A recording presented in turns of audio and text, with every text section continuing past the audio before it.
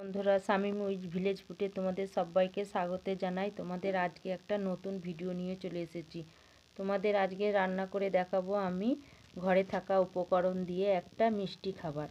এখানে আছে আমার মিষ্টিটা তৈরি করার জন্য এখানে আছে আমার 6 থেকে 7টা আমার পাউরুটিটা আমি কালো অংশটা বাদ দিয়ে সাদা অংশটা টুকরো করে কেটে নিয়েছি। 1 বাটি জল আর 2 প্যাকেট আমল দুধ আমি কেটে বাটিতে নিয়েছি। আর এখানে আছে 5 থেকে 7 চামচি বড় চামচির চিনি। আর এদিকে আমি গ্যাসটা জেলে কড়াই বসিয়ে দিয়েছি। কড়াইয়ে আমি দিয়ে দেবো 2 বাটি জল। দেখো জলটা উষ্ণ গরম হয়ে গেছে। আমি এর মধ্যে আমল দুধটা গরম জলের মধ্যে দিয়ে দিয়েছি। দিয়ে ভালো করে জলের সাথে এরকম করে নেড়ে নেব। অনবরত এইটার সাথে জলের সাথে নাড়তে থাকবো। জলের সাথে দুধটা ভালো করে নেড়ে নিয়েছি। আর এখানে আমার বাটিতে চিনিটা দুধের মধ্যে দিয়ে দেবো। দিয়ে ভালো করে নাড়তে থাকবো। আর এখানে আছে 2-1 ফুটা ফুড কালারটা দুধের সাথে দিয়ে দিয়েছি। তার জন্যে দেখতে ভালো লাগার জন্যে দিয়েছি। এইভাবে নাড়তে থাকবো, একটু ঘন করে নেব।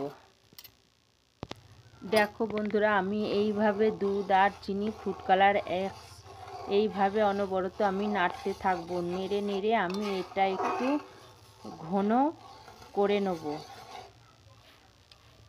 এই দেখো আমার অনেকটা ঘন হয়ে গেছে। এবার এটা একটা পাত্রে ঢেলে নেব। এই দেখো আমি পাত্রে ঢেলে নিয়েছি। আর এখানে কেটে রাখা পাউরুটিগুলো এইভাবে থালাটার মধ্যে টুকরোগুলো সাজিয়ে নেব। এই দেখো এইভাবে রুটির টুকরোগুলো সাজিয়ে নিয়েছি। আর এইটা দুধের মিশ্রণটা এর মধ্যে এইভাবে দিয়ে দেবো। এর মধ্যে এইভাবে দিয়ে আবারও এর ওপর এইভাবে রুটিগুলো সাজিয়ে নেব। এই দেখো সব পাউরুটি আর দুধের মিশ্রণটা দিয়ে এইভাবে রেডি করে নিয়েছি। মিষ্টি খাবার আমার পুরো রেডি হয়ে গেছে। এটা রেস্টের জন্যে চাপা দিয়ে রেখে দেবো 10 থেকে 15 মিনিট। বন্ধুরা, এবার ঢাকাটা খুলে দেখব 10 থেকে 15 মিনিট হয়ে গেছে।